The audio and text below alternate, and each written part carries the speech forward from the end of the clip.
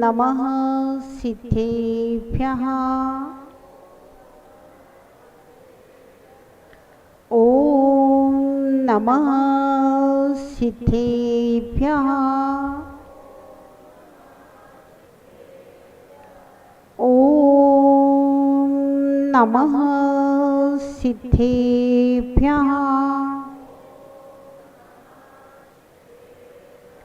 ओंकारं बिन्दुसंयुक्तं नित्यं ध्यायन्ति योगिनः कामदं मोक्षदं चैव। ओंकाराय नमो नमः। नमो प्रज्ञाश्रमणाय नमः श्रीबालयोगिने। नमो आचार्य देवाय। नमः श्री विराग सिंधवे। नमः श्री विशुद्ध सिंधवे। जब लीलानंद पंच परमेष्ठी भगवान ने की जय हो। देवादिदेव एकनाथ से आदिनाथ भगवान ने की जय हो। देवादिदेव एकनाथ से चिंतामणि पार्श्वनाथ भगवान ने की जय हो। अंतिम तीर्थेश वर्तमान शासन नायक भगवान महावीर स्वामी की जय हो। परम पूज्य गणाचार्य गुरुदेव श्री 108 विराग सागर जी महाराज जी की जय हो। परम पूज्य श्रमणाचार्य गुरुदेव श्री 108 विशुद्ध सागर जी महाराज जी की जय हो। अहिंसा परमो धर्म की जय हो। परम पूज्य गणनी श्रमणी आरिका 105 विभाश्री माता जी की जय हो। आरिका संघ की जय हो। वंदन। भव्यात्माओं, एक सज्जन ने पूछा, गुस्सा आता है, क्या करें?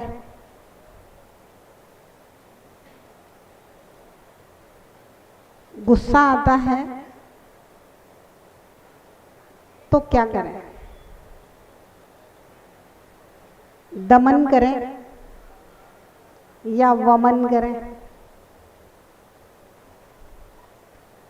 अंदर में अगर क्रोध पैदा हो रहा है तो हम उसको बाहर निकालें या अंदर ही रखे रहें? बाहर निकालते हैं तो समस्या, अंदर रखे रहोगे तो उससे ज्यादा समस्या। अंदर रखा हुआ क्रोध, दमन किया हुआ क्रोध धीरे धीरे करके वह बहुत बड़ी अग्नि की ज्वाला बन जाएगा। फिर एकदम से ऐसा विस्फोट होएगा कि बाहर को भी जलाएगा और अंदर को भी जलाएगा। महाबलिराज सहन कर रहे थे, सहन कर रहे थे, सहन कर रहे थे, लेकिन जब सहनशीलता के बाहर की बात हुई तो ऐसी अग्नि की ज्वाला निकली कि पूरे द्वारिका को भस्म कर दिया। तो अंदर में अगर ज्यादा सहन करेगा तो बाद में बहुत बड़ा विस्फोट हो जाएगा, लगातार आप परेशान रहेंगे। बाहर निकाल दो। अब सवाल है कि किसके ऊपर निकालो? पिता के ऊपर निकालो कि माता के ऊपर निकालो? भैया, माता पिता तो देवता के समान है। पितृदेवो भव, मातृदेवो भव। और फिर इनके हमारे ऊपर बहुत बड़े उपकार भी हैं। पाला पोषा, जन्म दिया, उपकारी का अपकार करना ठीक नहीं, उन पे तो नहीं निकालना, फिर किस पे निकाला जाए? बच्चों पर निकाला जाए और मुश्किल, बच्चे बिगड़ जाएंगे आपके। पत्नी पर निकाला जाए तो और कठिन काम हो जाएगा, रोटी खाने के लिए नहीं मिलेगी पत्नी पे गुस्सा निकालोगे तो। पड़ोसी पे निकाला जाए, पड़ोसी लड़ाई झगड़ा करने आ जाएगा, गुस्सा किस पे निकाला जाए? नीतिकार कहते हैं जब आपका गुस्सा है तो गुस्सा दीवार के ऊपर निकाल दिया करो। जब गुस्सा है तो तकिए के ऊपर गुस्सा निकाल दिया करो। जब किसी को चिढ़ाने का मन हो तो दर्पण को देख करके किसी को चिढ़ा दिया करो। क्यों? क्योंकि ये इनके ऊपर अगर आप गुस्सा निकालोगे तो आपकी कोई हानि नहीं होगी, क्योंकि ये जो है ये सब संत स्वभाव के व्यक्ति हैं। संत स्वभाव किसे कहते हैं आपको मालूम? हमारे यहाँ साधुओं को श्रमण कहा गया है। क्यों कहा गया है श्रमण? श्रम करने के लिए श्रमण नहीं कहा गया, ये आगम की परिभाषा नहीं है। श्रम करते हैं इसलिए श्रमण है। समता समणोत्य, समता भाव में रहते हैं, साम्य भाव में रहते हैं, शांत स्वभाव में रहते हैं, इसलिए उनको श्रमण कहा गया। कैसा होता है शांत स्वभाव? कैसा है संत स्वभाव? देखिए, पानी में एक बिच्छू गिर गया और वह बिच्छू गिर करके तड़फने लगा पानी में। संत ने देखा अरे पानी में बिच्छू गिरा है। संत ने हाथ से उस बिच्छू को निकाल रहे थे और बिच्छू ने डंक मार दिया तो संत का हाथ हिल गया। होता है ना, जैसे अगर अपना हाथ कभी अग्नि से लग जाए तो हम उसको बुद्धिपूर्वक अलग नहीं करते, अनायास ही अलग हो जाता है। हाथ हिल गया, बिच्छू पानी में गिर गया, फिर बिच्छू तड़फने लगा। संत को दया आई, उसने फिर पानी में हाथ डाला और बिच्छू को हाथ से निकाल रहा था। बिच्छू ने फिर से डंक मारा, फिर बिच्छू नीचे गिर गया, फिर बिच्छू तड़फने लगा, फिर संत ने हाथ डाला, फिर निकालने की कोशिश की, फिर हाथ झटक गया, क्योंकि वह बिच्छू अपने स्वभाव को नहीं छोड़ना, डंक मारना है, डंक मारना। बिच्छू इतना बुद्धि थोड़ी ना लगा रहा है कि ये संत मुझे पानी में से निकाल रहे हैं तो भाई निकाल दे दो। अब उसका तो स्वभाव जे कि जैसा डंक मारना, तो वो तो डंक मार दे। एक व्यक्ति देख रहा था, बोला महात्मा जी क्या कर रहे हो? महात्मा जी बोले देख नहीं रहे हो, बेचारा बिच्छू पानी में गिर गया है, तड़फ रहा है, मर जाएगा बेचारा, तो इस बिच्छू को बाहर निकाल रहे हैं। बोले निकल क्यों नहीं रहा है? बोले क्या करूं, बिच्छू बार बार डंक मार देता है और डंक मार देता है तो वो हाथ झटक जाता है, नीचे गिर जाता है। व्यक्ति ने कहा महात्मा जी जब बिच्छू को बाहर निकलना नहीं है और बार बार डंक मार रहा है तो आप क्यों उसको निकालने का प्रयास कर रहे हो? महात्मा जी मालूम क्या कहते? बड़ी अच्छी बात कहते हैं। महात्मा जी कहते हैं मनोज भैया, बोले जब बिच्छू का स्वभाव डंक मारना है, जब बिच्छू अपने डंक मारने के स्वभाव को नहीं छोड़ रहा है तो मेरा स्वभाव, ताराचंद जी, मेरा स्वभाव दया करना, करुणा करना, समता रखने का है, तो मैं अपना स्वभाव कैसे छोड़ूं? भव्यात्माओं, बहुत महत्वपूर्ण बात है। यद्यपि दृष्टांत आपने बहुत बार सुना होगा, लेकिन हम थोड़ा सा इस दृष्टांत के रहस्य की ओर जाते हैं। आप अपने जीवन में देखिए, गुरु और माता पिता ये दोनों हमेशा संत स्वभाव के होते हैं। अगर गुरु संत स्वभाव का नहीं होगा तो वो जन जन का कल्याण नहीं कर सकता। गुरु अगर संत स्वभाव का नहीं है तो वो अपने संग को नहीं चला सकता, और अगर माता पिता संत स्वभाव के नहीं है तो वे अपने संतान का पालन नहीं कर सकते, अपना परिवार नहीं चला सकते। आपने देखा माता पिता कैसे संत स्वभाव के होते। बच्चा पिताजी को गाली दे दे तब भी बेटा बेटा, बेटी कितना भी गलत काम करके आ जाए फिर भी बेटी बेटी। बच्चा घर से बाहर निकाल दे,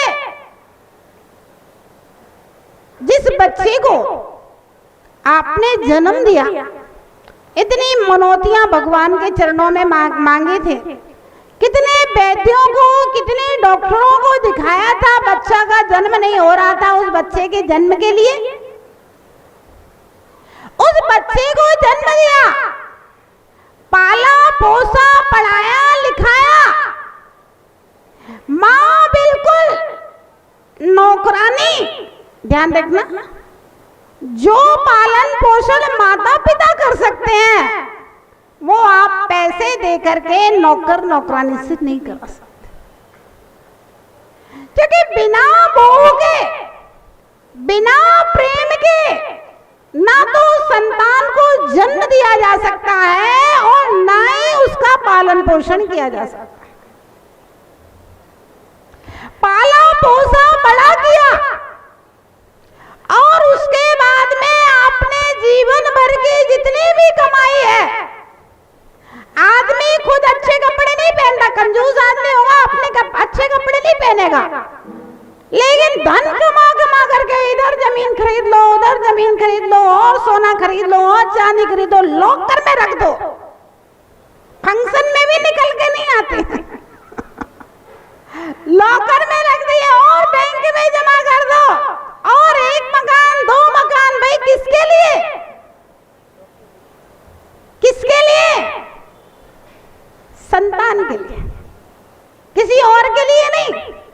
राजू भैया, संतान के लिए। और वही संतान आपको 2 पैसे की इज्जत ना दे तब भी बेटा बेटा, बहू 1 गिलास पानी ना दे और 2 रोटी थाली में न रखे तब भी भैया ये माता जी हमारी बेटी नहीं, हम तो इसको बहू मानते हैं। कितना सौम्य भाव है भैया, कैसा संत स्वभाव है। 4 बातें सुना दे फिर भी हाँ ठीक है, कितने शांत रहते हैं। और तो और देखा है हमने, जो बच्चे अपने माता पिता को वृद्धाश्रम में छोड़ देते हैं, वे माता पिता वृद्धाश्रम में रहते हैं, उसके बाद में भी उनकी आत्मा अपनी संतान के सुख के लिए तड़पती रहती है। बेटा कैसा है, बहू कैसी है, पोता कैसा है, पोती कैसी है। ध्यान रखना, संत स्वभाव किसके लिए? अपनी संतान के लिए। दुनिया का कोई भी व्यक्ति होगा जय की जैन साहब, अपनी संतान के लिए नितिन भैया जरूर उसका संत स्वभाव रहेगा, तभी संतान का पालन पोषण। समय का परिवर्तन हो गया है, समय का परिवर्तन हो गया है। एक मां होती थी जो पूरे परिवार को भोजन कराने के बाद भोजन करती थी। घर में आए मेहमान को भोजन कराने के बाद भोजन करती थी। और तो और मां मंदिर जाती थी तो देखती थी कोई बाहर का साधर्मी तो नहीं आया है, चलो भाई इसको भी अपने घर ले जा करके भोजन करा करके भोजन करें। ये एक मां का स्वभाव। एक दादी जी थी 95 साल की। कितने साल की? 95 साल की दादी जी पाटोदी जी पूरे अपने नाती नतों को जब तक भोजन नहीं कर ले तब तक वो सोती नहीं थी। रात में 11 बजे आए तो 11 बजे तक जगती रहती थी। हाँ, पूरे घर ने खाना खाया कि नहीं खाया देखती रहेगी। ध्यान रखना, ये एक स्त्री का स्वभाव था। अन्नपूर्णा स्त्री को कहा जाता है, और वही स्त्री के स्वभाव से घर की बरकत हुआ करती। ध्यान रखना, आप कितनी भी बड़ी कोठी बना लेना, पद्म जी, कितनी भी बड़ी कोठी बना लेना, आप अपनी कोठी में हीरे मोती सोना चांदी जड़ देना, लेकिन आए हुए अतिथि को अगर आपने भोजन नहीं कराया तो ध्यान रखना आपके बड़े घर की कोई प्रशंसा नहीं करेगा। ऊंची दुकान फीके पकवान। और अगर आपकी छोटी सी झोपड़ी है, झोपड़ी का मतलब एक ही कमरा है, एक ही झोपड़ी है, ऐसा भी समय है। बड़े बड़े लोगों को मैंने देखा है, कलकत्ता हम लोग का चतुर्मास हुआ सन 2007 में। लोग कहते थे, जो बहुत बड़े बड़े लोग जिनके बड़े बड़े बंगले बने हैं, कोठियां बनी हैं, कहते थे माता जी हम पहली बार जब कलकत्ता आए थे तो बोले एक कमरे में रहते थे, उसी कमरे में बच्चे पढ़ते थे, उसी कमरे में हम सब सोते थे, उसी में खाना बनता था और उसी में खाने का सामान उठा के रखते थे, बिस्तर बिछा करके सो जाते थे, फिर सुबह बिस्तर उठा करके वहीं खाना बनता था, वहीं बच्चे पढ़ेंगे, सब काम एक ही कमरे में होता था। पैसा बढ़ गया तो भैया बड़ी बड़ी कोठियां बन गई, बंगले बन गए। तो एक झोपड़ी में रहने वाला व्यक्ति हो जिसके हृदय में स्थान होता है, अतिथि का सत्कार कर लिया करता है भव्यात्मा, उसका यश कीर्ति बढ़ जाता है, उसका पुण्य बढ़ जाया करता है। तो एक गृहिणी हुआ करती थी, एक मां हुआ करती थी जो पूरे घर को भोजन करा करके भोजन करती थी, घर के सब लोगों के सुख दुख का ख्याल रखती थी। लेकिन आज आपने अपनी बेटियों को पढ़ा तो बहुत दिया है, और आपने अपनी बेटी को पढ़ाया है तो अगले के यहां से भी बेटी आएगी, वो पढ़ी लिखी आएगी। ध्यान रखना, स्त्री का कैरियर उसका अपना परिवार होता है। स्त्री का कैरियर उसके माता पिता, उसके सास ससुर, उसका पति, उसके बच्चे, उसका घर परिवार अच्छे से चलाए, यही उसका सबसे बड़ा कैरियर है। लेकिन आज लड़कियां कमाती तो है, शिक्षा की मनाही नहीं है, ध्यान रखना, शिक्षा का विरोध नहीं है। आदिनाथ भगवान ने अपनी ब्राह्मी सुंदरी दोनों पुत्रियों के लिए शिक्षा दी थी। मैना सुंदरी के लिए भी उसके पिता ने शिक्षा दिलवाई थी। कैकेयी के विषय में मैंने पढ़ा पद्म पुराण ग्रंथ में, कितने प्रकार की कलाओं में, कितने प्रकार की शिक्षाओं में निष्णात थी वह कैकेयी। जब दशरथ का विवाह हुआ वहां पर कैकेयी का वर्णन पद्म पुराण में आया, अनेक प्रकार की कलाओं से संपन्न थी चंद्रेश भैया। शिक्षा की मनाही नहीं है, चंदनमाला अनपढ़ नहीं थी, 11 अंग की पाठी हो गई थी चंदनमाला भगवान के महावीर के समोसरण में। राजू कोई अनपढ़ नहीं थी, सब पढ़ी लिखी बेटियां थी, पुत्रियों को पढ़ाया गया। लेकिन ध्यान रखना, संस्कारों के साथ अगर पढ़ाया जाएगा, परिवार के महत्व को, परिवार के संबंधों की कीमत को समझा करके अगर पढ़ाया जाएगा तो ध्यान रखना वह शिक्षा पुत्री की दोनों कुलों को रोशन करने वाली होगी। अपने पितृकुल को भी रोशन करेगी और अपने ससुराल पक्ष के लिए भी पति कुल को भी रोशन करेगी। लेकिन अगर बिना संस्कारों की शिक्षा हो गई भैया तो अपने पिता को नाम को भी ले जाएगी और अपने पति के नाम को भी ले जाएगी, दोनों के नामों को ले जाएगी। पहले तो समय आ गया है शादी नहीं करना। नहीं पापा अभी नहीं करना, अभी नहीं करना, अभी तो और 30 साल के हो गए, 35 साल के हो गए, अभी नहीं करना। कोई फिर 35 साल बाद कहेगी अब करना है तो आपको कोई पसंद नहीं आ रहा। ऐसी लड़कियों की आज लंबी लिस्ट है जो 35, 40 साल की हो गई, उनकी अभी तक शादियां नहीं हुई हैं। ऐसे लड़कों की लंबी लिस्ट है जो 35, 40 साल के हो गए, उनकी भी शादियां नहीं हुई हैं। लंबी लिस्ट है ऐसे लोगों की अभी आज के समय में। शादी नहीं करना, पढ़ाई पूरी हो जाने दो। अब भाई पढ़ाई पूरी कर ली, अब बोले और 5 साल नौकरी कर लेने दो, थोड़ा पैसा कमा लेना। पढ़ाई करी है और शादी कर दी तो पढ़ाई का क्या मतलब है? अब 5 साल और कमा लेने दो। अब 5 साल और कमाया, हो गई 30-32 साल की। अब कोई पसंद नहीं आ रहा तो हो गई 35 साल की। जैसे तैसे नियोग से शादी हो भी जाए तो भैया अभी 5 साल बच्चे पैदा नहीं करना। 2 का 1, हमारा जैन समाज तो वैसे आधा रह जाएगा। 30 साल बाद जैन समाज 50%, छोटा सा तो समाज है, और 50% रह जाएगा। 2 का 1।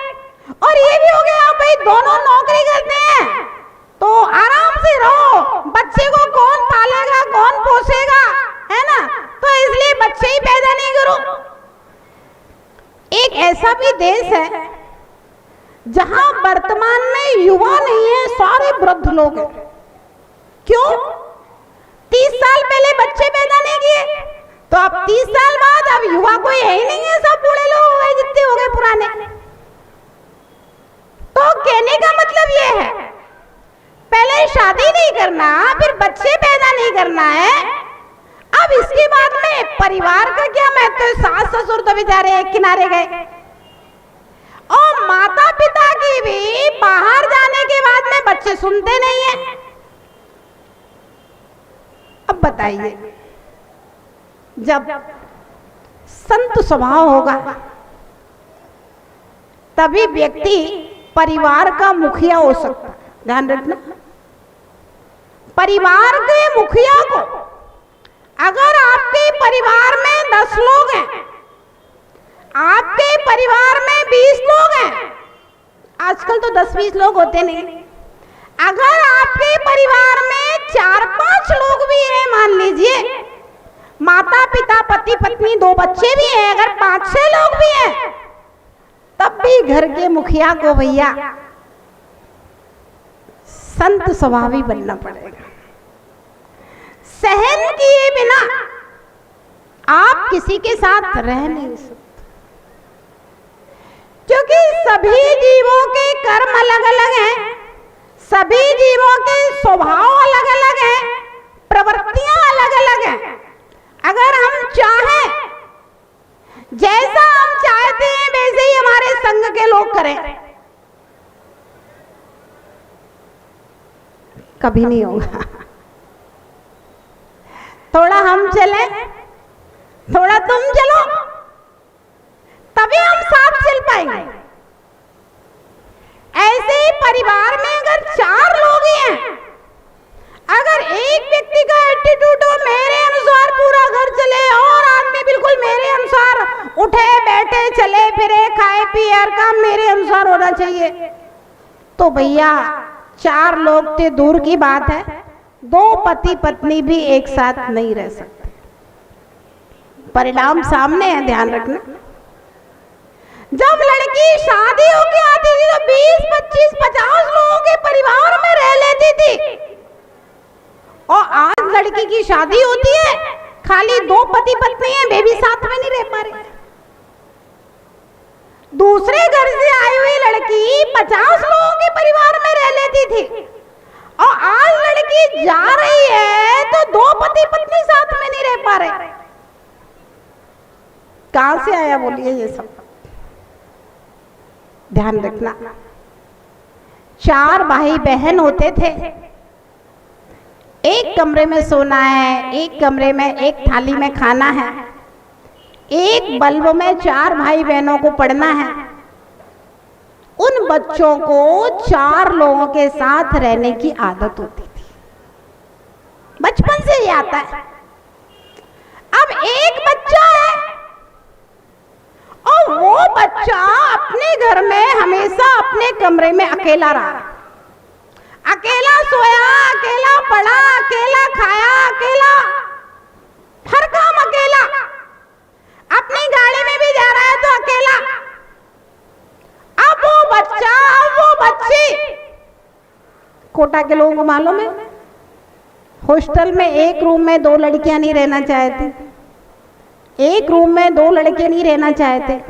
पहले के जमाने में जब बच्चे बाहर पढ़ने जाते थे तो गांव के 4 दोस्त साथ में जाते थे, वो एक कमरे में रहते थे, वहीं खाना बना लिया, वहीं बिस्तर लगा के सो गए, और फिर सवेरे वही बिस्तर उठा के रख दिया, वहीं उसी कमरे में पढ़ लिया। खर्चा कम लगता था, काम हो जाता था पढ़ाई। लेकिन आज 10,000 की जगह 15,000 दे देगा, 15,000 की जगह 20,000 दे देगा, लेकिन सेपरेट रूम चाहिए और पूरी व्यवस्था। अब आप सोचिए, एक पंखे में 5 विद्यार्थी एक साथ पढ़ रहे हैं, एक विद्यार्थी के लिए एक पंखा अलग चल रहा है, एक एसी अलग चल रहा है, जबकि एक एसी में 4 लोग नहीं रह सकते। क्या रह सकते? तो खर्चा 25% रह गया ना एसी का, 4 में बढ़ गया, 5 में बढ़ गया, 20% खर्चा रह गया। लेकिन एक बच्चे के लिए एक एसी चल रहा है। अच्छा, वो भी बच्चा इतना लापरवाह है कि कोचिंग चला गया 4 घंटे के लिए और एसी चल रहा है 4 घंटे खाली। होता है कि नहीं ऐसा मनोज भैया? होता है कि नहीं होता? आप सब हॉस्टल चलाने वाले लोग, मतलब इतना लापरवाह है, आप उस बच्चे से कुछ कह नहीं सकते। आज के समय में अगर बच्चा घर में किसी भी चीज की बर्बादी करता है तो माता पिता बोल नहीं सकते, नहीं तो यार वो बच्चा मुश्किल कर देगा। ध्यान रखना भैया, जितना ज्यादा कमाने लगे हैं उतना ज्यादा अहंकार बढ़ गया है, जितना ज्यादा कमाने लगे हैं उतना ज्यादा क्रोध बढ़ गया है, जितना ज्यादा कमाने लगे हैं उतना ज्यादा एटीट्यूड बढ़ गया है, सहयोग की भावना नहीं रही। क्या कहा? सहयोग की भावना नहीं रही, सेवा की भावना नहीं रही, परोपकार की भावना नहीं रही, मैं बस मैं।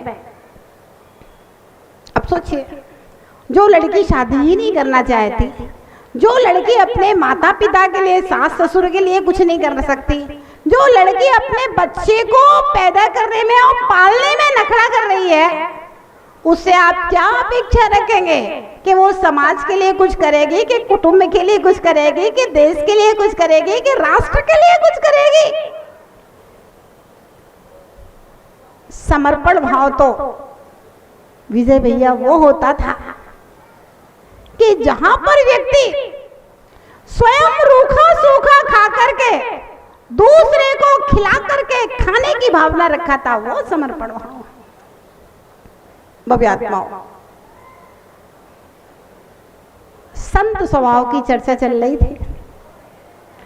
गुरु के अंदर अगर संत स्वभाव ना हो, गुरु के अंदर अगर संत स्वभाव नहीं हो, तो वह शिष्य का पालन नहीं कर सकता। भाई शिष्य तो शिष्य है, कुछ भी बोल दिया और फिर सुबह बोल दिया, शाम को आके आए गलती हो गई क्षमा कर दो। अब भैया क्षमा तो आपको करना पड़ेगा। क्षमा नहीं करोगे तो और बीमार होएगा, तो और मुश्किल, अपने लिए मुश्किल है। फिर क्षमा तो करना ही पड़ेगा। बच्चों से कोई गलती हो जाए और बच्चा एक बार पिताजी से कह दे, कितना भी बड़े से बड़ा नुकसान करके आ जाए। मैंने देखा है कुछ बच्चे ऐसे होते हैं जैसे पिताजी की नहीं बात नहीं मानी और वो सट्टा लगा रहे हैं, और सट्टा में 1 करोड़ का कर्जा कर लिया, और वो टेंशन में आ गया। बच्चा कमरे में बंद रहता है, मम्मी पापा बेचारे देखते हैं, क्या बात है बेटा, क्या बात है बताओ, नहीं बता रहा है। फिर भी जैसे तैसे मना करके उसके दोस्तों से पूछा, पता किया, ओ 1 करोड़ का कर्जा कर लिया। मना किया था, बात नहीं मानी। मालूम पिता कितना संत स्वभावी है। उस समय पिता कह रहा है, बेटा चिंता मत करो। पाटो दीदी, पिता कह रहा है, बेटा चिंता मत करो, वो जमीन अपनी है ना, उस जमीन के 1 करोड़ के दाम है, उसको बेच करके कर्जा चुका देंगे। तुम चिंता मत करो बेटा, तुम अच्छे से रहो, अपनी दुकान पे बैठ करके व्यापार करो, कोई दिक्कत नहीं है। आया था, चला गया। भव्यात्माओं, ध्यान रखना, अपनी संतान के लिए इंसान बहुत संत स्वभावी होता है। कितने भी बड़ी से बड़ी गलती संतान कर देगी, उसके लिए क्षमा माता पिता के अंदर और गुरु के अंदर। शिष्य कितनी भी बड़ी से बड़ी गलती कर देगा तो भी गुरु के हृदय में उसके प्रति क्षमा भाव रहता ही है। ये स्वभाव है ना, और होना भी चाहिए। अगर ऐसा नहीं होगा तो परिवार नहीं चल सकता। तो कहा गुस्सा आता है, क्या करें? ध्यान रहे, आप चिंतन करें, विचार करें, तत्व चिंतन करें। गुस्सा 3 प्रकार का होता है।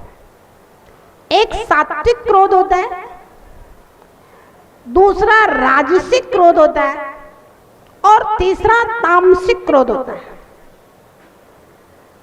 सात्विक क्रोध होता है गुरु का शिष्य के प्रति। क्रोध नहीं है, मात्र सुधार की भावना है। काटना नहीं है, लेकिन थोड़ा सा फुसकारना तो पड़ेगा। सात्विक क्रोध होता है मालिक का अपने सेवक के प्रति, क्योंकि जब तक आंखें नहीं दिखाए तब तक काम नहीं हो। सात्विक क्रोध होता है माता पिता का अपनी संतान के प्रति, अध्यापक का अपने विद्यार्थी के प्रति सात्विक क्रोध होता है। ये क्रोध सिर्फ दिखाया जाता है और उसको अच्छे मार्ग में प्रवर्तन करने के लिए थोड़ा सा डराया और धमकाया जाता है। ये क्रोध लोक व्यवहार को चलाने के लिए आवश्यक होता है। दूसरा होता है राजसिक क्रोध, एक सम्राट का दूसरे सम्राट के प्रति क्रोध। ये क्रोध राजनीति को चलाने के लिए, शासन को चलाने के लिए इस क्रोध को करना पड़ता है और किया जाता है। इस क्रोध के कारण बड़े बड़े युद्ध हो गए। रामायण और महाभारत के बड़े युद्ध इसी क्रोध के अंदर के कारण से हुए थे। न्याय और नीति की स्थापना के लिए भी सम्राटों को क्रोध करना पड़ता है, क्योंकि अगर अपराधी के लिए दंड नहीं दिया जाएगा तो फिर अपराध बढ़ता जाएगा। और अगर कोई सम्राट के ऊपर चढ़ाई करे और अगर वह सम्राट शत्रु सम्राट से युद्ध ना करे तब भी वह कर्तव्य विहीन हो जाएगा। आदि पुराण में जिनसेन स्वामी ने एक बड़ी अच्छी बात कही। उन्होंने कहा कि क्षत्रिय शस्त्रों को रक्षा के लिए धारण करता है। ध्यान देना, क्षत्रिय शस्त्रों को प्रजा की रक्षा के लिए, राज्य की रक्षा के लिए धारण करता है। क्षत्रिय हिंसा के लिए कभी शस्त्रों को धारण नहीं करता। चाणक्य नीति में चाणक्य ने लिखा है, हिंसा के बिना अहिंसा की स्थापना नहीं हो सकती। ध्यान देना इस बात पर, हिंसा के बिना अहिंसा की स्थापना नहीं हो सकती। आप मुझे ये बताइए, देश की सीमा पर जो सैनिक लगे हुए हैं, हिंसा के लिए लगे हैं कि अहिंसा के लिए लगे हैं? देश की सीमा पर जो सैनिक लगे हुए हैं, पारस भैया, हिंसा के लिए लगे हुए हैं कि अहिंसा के लिए लगे हुए हैं? ध्यान रखना, अगर देश की सीमा पर सैनिक ना लगे हो तो आप यहां बैठ करके शांति से प्रवचन नहीं सुन सकते। आप अपने व्यापार को शांति से नहीं कर सकते, आप अपने घर में शांति से नहीं रह सकते अगर देश की सीमा पर सैनिक ना लगे हो। देखने में लग रहा है कि ये बंदूक लेकर के भ्रमण कर रहे हैं, हिंसक है ये हिंसक नहीं है। ये आपकी सुरक्षा, आपकी व्यवस्था, आप शांति से जी सको, शांति से भारतवर्ष में रह सको, इसलिए ये देश की सीमा पर सैनिक लगे हुए हैं। और इस हिंसा के बिना अहिंसा की स्थापना नहीं हो सकती।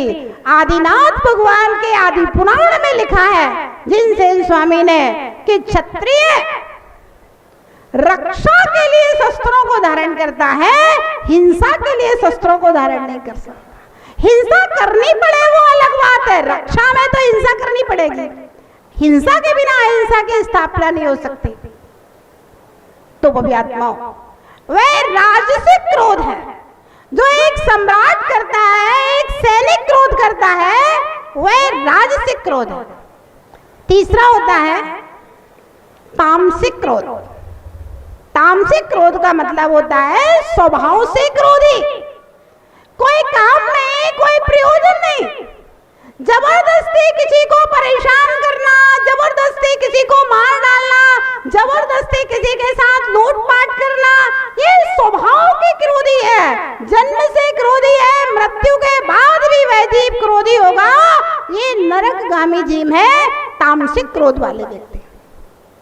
भव्यात्माओं, सम्राटों के अंदर राजसिक क्रोध होता है, होना भी चाहिए।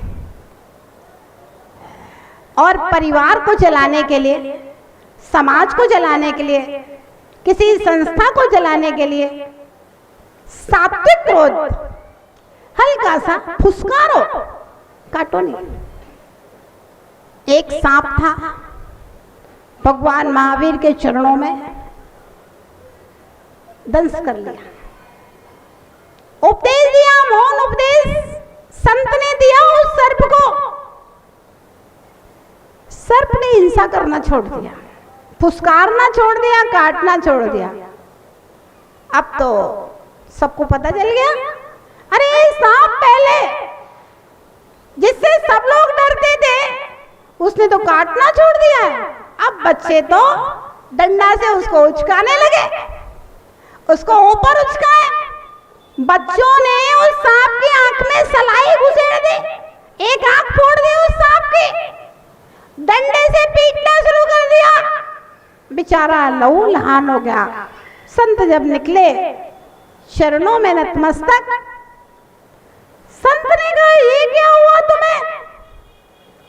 बोले संत आपने मना किया था फुसकारना नहीं, काटना नहीं। काटना नहीं इसलिए काटना छोड़ दिया, उसका ये परिणाम है। संत ने कहा भैया काटने को मना किया था, फुसकारने को मना नहीं किया था। फुसकारोगे नहीं तो तुम्हारी रक्षा कैसे होगी? हिंसा अहिंसा की स्थापना के लिए, आत्मरक्षा के लिए भी आपको क्षत्रिय होना पड़ेगा। छाता जैसे रक्षा करता है ऐसे क्षत्रिय। और जैसे ही बच्चे आए डंडा लेके मारने, सांप ने अच्छी फुसकार लगाई, सब भग गए। अरे वो सांप तो फिर से काटने के लिए दौड़ने लगा, सब बढ़िया मस्त सांप हो गया। तो वो भी आत्मा अपनी रक्षा के लिए क्रोध करना पड़े तो काटना मत, थोड़ा सा हल्का सा क्रोध फुसकार के अपना काम चला ले। और अगर संत स्वभाव से काम चलता है, जहां पर ध्यान रखना, एक व्यक्ति ने इंस्पेक्टर के ऊपर थूक दिया उसके चेहरे पर, उसने तुरंत रिवॉल्वर निकाल ली।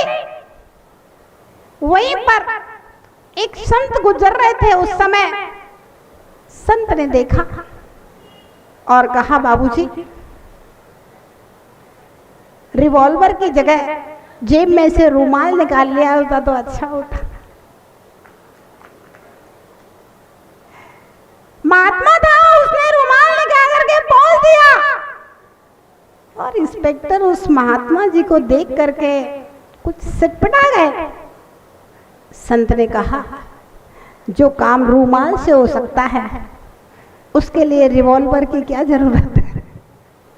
भव्यात्माओं, जो काम शांति से हो सके तो फिर गालियां देने की जरूरत नहीं है, बोलने की जरूरत नहीं है। जो काम बोलकर हो जाए, हाथ उठाने की जरूरत नहीं है। जो काम हाथ उठा करके हो जाए, अस्त्र शस्त्र उठाने की जरूरत नहीं है। ध्यान रहे, क्रोध आता है तो क्या करें? चेतन आत्माओं के ऊपर कभी क्रोध मत उतारना। अगर क्रोध आए तो तकिया के ऊपर क्रोध उतार देना, दीवार के ऊपर क्रोध उतार देना, आपका क्रोध भी बाहर निकल जाएगा और आपका कोई नुकसान नहीं। भव्यात्माओं, अगर सबसे बड़ी कोई साधना है, सबसे बड़ी कोई तपस्या है तो जैनागम में कहा है साम्य भाव से बढ़कर कोई दूसरी तपस्या नहीं है, समता से बढ़कर कोई दूसरा तप नहीं। अगर आपके बिगड़ते काम बिगड़ रहे हो तो बिगड़ते हुए कामों को बनाने का अगर कोई उपाय है, साम्य भाव, समता भाव। कहते हैं ना, पहले किसी की लड़की की शादी होती थी तो लड़की का पिता बिल्कुल संत स्वभाव का हो जाता था, जब तक शादी ना हो जाए, बावरे ना पड़ जाए और विदा ना हो जाए। बाराती लोग आकर के भले उत्पात मचाए, ये नहीं किया वो नहीं किया व्यवस्था, लेकिन लड़की का पिता बिल्कुल शांत रहता था। सबके सामने हाथ जोड़ जोड़ करके काम करता था, भाई मेरी बेटी की शादी हो जाए, अच्छे से विदा हो जाए, अब जिसको जो करना है सो कर लिया, जो कहना है सो कह लो। संत स्वभाव है ना, शांति का स्वभाव। क्योंकि ये संसार के लोग तो भैया बिच्छू हैं, बिच्छू हैं। अगर आप इनका उपकार भी करोगे, इनको पानी से भी निकालोगे ना, तब भी ये आपको डंक मारेंगे। आपकी क्षमता तो वही है, जब डंक मारने वाले को भी आप बार बार प्रयास कर रहे, तो संत ने एक बार उस बिच्छू को पकड़ करके और झटकार दिया, वो डंक नहीं मार पाया उस। तो ध्यान रहे भव्यात्माओं, अगर आपको परिवार को चलाना है, समाज को चलाना है, संघ को चलाना है, किसी संस्था को चलाना है, देश और राष्ट्र को चलाना है, तो क्या हम अच्छा कर सकते हैं, वैसा सोच करके, विचार करके। क्योंकि क्रोध से हमारा सौंदर्य खत्म हो जाता है, क्रोध से हमारी सोच विचार की क्षमताएं खत्म हो जाती हैं, क्रोध से हमारे सारे काम बिगड़ जाते हैं। और क्षमा भाव धारण करने से, शांति रखने से, संत स्वभाव रखने से हमारी शक्तियां, हमारा सोच विचार, हमारी बुद्धि हजारों लाखों गुनी बढ़ जाया करती है और जो काम बिगड़ने वाले होते हैं वे सब भी बन जाया करते हैं। इसलिए अपने जीवन में समय आपका हो गया, हम अपने जीवन में सफलता के लिए सहजता और सरलता को अपनाएं, क्रोध को इन प्रकारेण शांत रखें, तभी आप बड़ी प्रसन्नता के साथ, खुशी के साथ, शांति के साथ अपने घर परिवार को चला सकते हैं। जय बोलिए महावीर भगवान की।